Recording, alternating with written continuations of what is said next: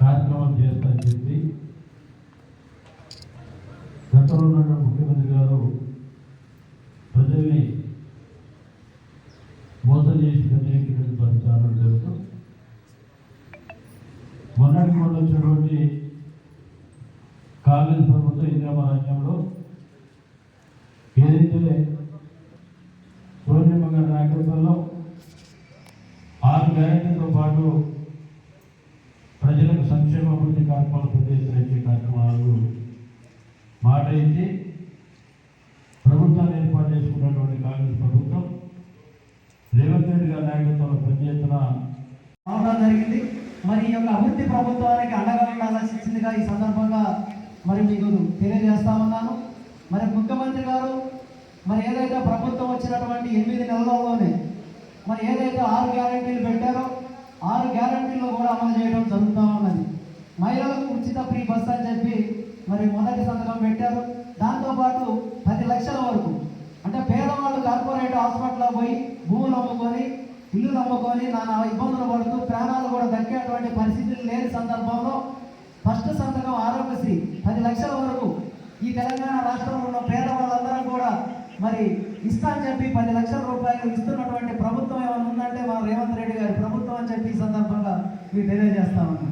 మీరు చూస్తా ఉన్నారు ఇలా ఉచితంగా మహిళలు బస్సు ఎక్కి పోతా ఉంటే చాలా మంది మరి ప్రతిపక్షాల వాళ్ళు వాటిని ఇవ్వలేక ఎన్నో మాటలు అంటూ ఉన్నారు. ఇలా మహిళా సోదరులు ఎక్కడికైనా హైదరాబాద్ పోవాలన్నా ఎక్కడ ఏ టెంపుల్ కాడికి పోవాలన్నా కూడా ఓ 10 మంది మహిళలు కలిసి ఎప్పుడు చూడనటువంటి యాత్రలు కూడా తిరుగుతున్నటువంటి ప్రభుత్వం రాష్ట్రం ఎవరు ఉందంటే అది మన తెలంగాణ ప్రభుత్వం. నేను మహిళలు గుర్తించాల్సినటువంటి అవసరం ఉన్నది.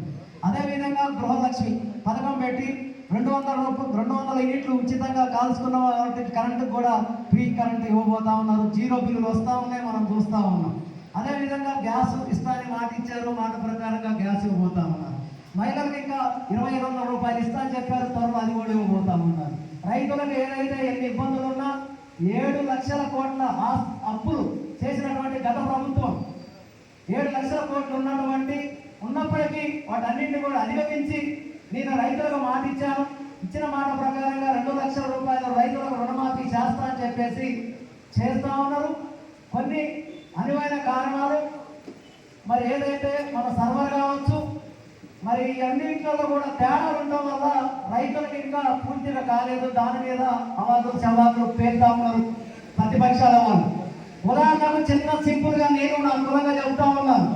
మేము గర్రెల టీవీలు తీసి 6-7 సంవత్సరాలు అయినప్పటికీ 800 కోట్ల రూపాయలు దగ్గర పెట్టుకొని ఇవ్వకపోతే ఈ ప్రభుత్వం వచ్చాక మరి ఆ స్కామ్లో 700 కోట్లు తింటే మరి ఇప్పుడు ఆ డబ్బులన్నీ కూడా ఇవ్వడం జరిగింది. అదే ప్రభుత్వం ఉన్నట్లయితే మాకు 800 కోట్లు ఇంకా 5 సంవత్సరాలు కూడా రాబోయాయి, కానీ అడిగే వాళ్ళు కూడా లేకపోయారు. మరి అట్లా చేసినటువంటి ప్రభుత్వాన్ని అడగాల్సినటువంటి అవసరం ఉన్నది. తొందరపడి ఏదో రైతులకు రాలేదు, రుణమాఫీ చేయలేదు, ఆ రోజు మాట ఇచ్చారు క్లారిటీగా ప్రభుత్వం చెప్తా ఉన్నది. కుటుంబంలో రేషన్ కార్డు లేకపోయినా ఇప్పుడు సర్వే పెట్టారు. నిన్నటి నుంచి ఎవరో గారు సర్వే చేస్తూ ఉన్నారు. అన్ని గ్రామాలకు వస్తూ ఉన్నారు. మన గ్రామాలలో ఇలా కాంపెల్లో సర్వే జరుగుతూ ఉన్నది.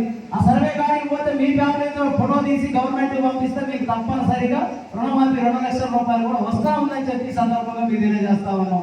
ఎవరు ఆందోళన చెందాల్సినటువంటి అవసరం లేదు.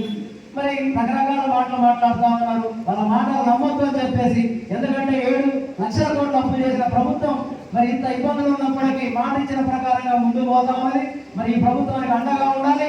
మరి రేపు రాబోయేటువంటి రాజుల్లో, రేపు రాబోయేటువంటి స్థానిక సంస్థల్లో మరి కోరం కనకయ్య గారి నాయకత్వంలో, కనకయ్య గారి గురించి ఎంత చెప్పినా కూడా తక్కువే.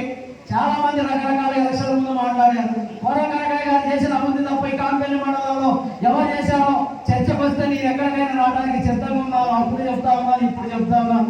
ఇలా అడిమందలపల్లిలో ఉన్నటువంటి అడిమందలపల్లిలో సీసీ రోడ్డు వేసిందంటే ఆ రోజు కోరం కనకయ్య గారు వేసిండు. కామెపల్లిలో వేసిందంటే కోరం కనకయ్య గారు వేసిండు.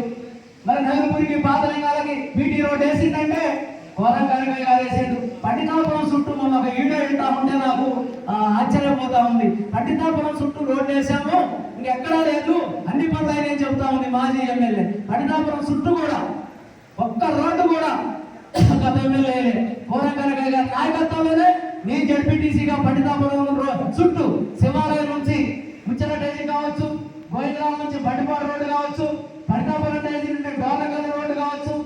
రోడ్లు తీసుకొచ్చింది కూడా కనకయ్య గారి నాయకత్వంలో తీసుకొచ్చాం.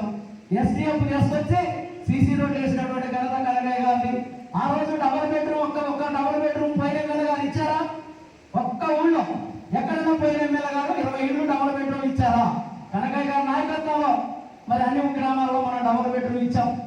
ఎక్కడ మాదిగూడ పేట మనం సాతానుగుడు ఈ 50 ఇళ్ళు ఇచ్చుకున్నాం. శ్రీరామ్ నగర్ దండవరం ఇచ్చాం, హరిచంద్రాపురం ఇచ్చాం, ఊటుకూరు ఇచ్చాం, కెప్టెన్ బంజర్ ఇచ్చాం, పెంజరమడికి ఇచ్చాం, ముచ్చర్లు ఇచ్చాం.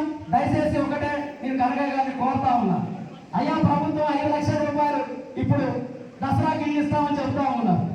ఇంకా ఈ మండలంలో మరి ఇల్లును కట్టి ప్రారంభించడానికి సిద్ధంగా ఉండి కూడా ఇప్పుడు సంవత్సరం దాటింది. దయచేసి మీరు ఇప్పుడు ఇరుకు ఇవ్వకపోతే 5 లక్షలు నగరించి ఇళ్ళ కట్టుకుంటే ఆ ఇళ్ళ పోయేటువంటి పరిస్థితి కూడా ఉండదు. ఏదైతే పెన్షన్ మనకు రెడీగా ఉన్నాయి, ముచ్చట్లు రెడీగా ఉన్నాయి, అధికారులు ఉన్నారు, మీరు టైం పెట్టండి. పేదవాళ్ళు ఎదురు చూస్తూ ఉన్నారు.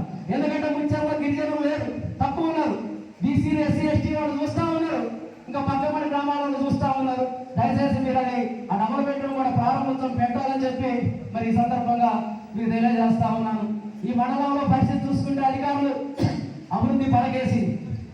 ఎండిఓ గారికి మీరు చెప్పారు, మేము చెప్పాము, 100 సార్లు చెప్పినా చెవిటోడు ముందు శంఖ ఊదినట్టుంది తప్ప విశ్వజ్వరాలు వస్తూ ఉన్నాయి. కార్పొరేట్ హాస్పిటల్ పోయి జబ్బు తింటా ఉన్నారు. ఇది గిరిజన మండలం, ఇది గిరిజన